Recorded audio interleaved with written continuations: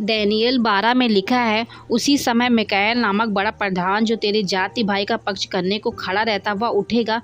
तब ऐसे संकट का समय होगा जैसे किसी जाति के उत्पन्न होने के समय से लेकर अब तक कभी ना हुआ है और ना होगा।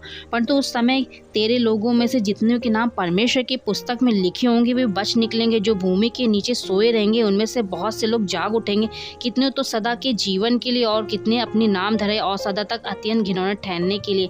तब सिकानों वालों की चमक आकाश मंडल सी होगी और जो भूतों को धर्मी बनाते हैं वे सर्वदा तारों के समान प्रकाशमान रहेंगे। परंतु हे दानियेल, तू इस पुस्तक पर मोहर करके इन वचनों को अंत समय तक के लिए बंद रख। बहुत से लोग तो पूछ-पाछ और ढूंढ-ढांड करेंगे और इससे ज्ञान बढ़ भी जाएगा। ये सब सुन मुझे दानियेल ने दृष्टि करके क्या देखा कि और दो पुरुष खड़े हैं, एक तो नदी के इस तट पर और दूसरा नदी के उस तट पर।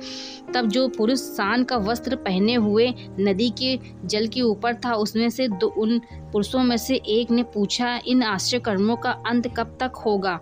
तब जो पुरुष सान का वस्त्र पहने हुए नदी के जल के ऊपर था उसने मेरे सुनते ही दाहिना और बायां अपने दोनों हाथ स्वर्ग की ओर उठाकर सदा जीवित रहने वालों की शपथ खाकर कहा, ये दशा 3.5 काल तक ही रहेगी और जब पवित्र प्रजा की शक्ति टूटे टूटे समाप्त हो जाएगी तब ये सब बातें पूरी होंगी। ये बात मैं सुनता तो था परंतु कुछ न समझा।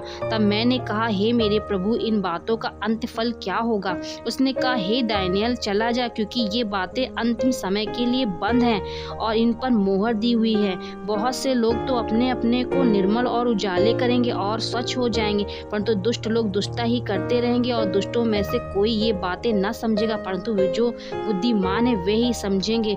जब से अत्यंत होम बलि उठाई जाएगी और वह घिनौनी वस्तु जो उखाड़ कर देती है स्थापित की जाएगी, तब से 1290 दिन बीतेंगे। क्या ही धन्य है वे जो धीरज धर के 1335 दिन के अंत तक भी पहुँचे। अब से तू आ जाकर अंत के ठहरा है और तू विश्राम करता रहेगा और उन दिनों के अंत में तू अपने निज भाग पर खड़ा होगा। इस वचन के पढ़े और सुने जाने परमेश्वर आप सभी को आशीष दे। आमीन।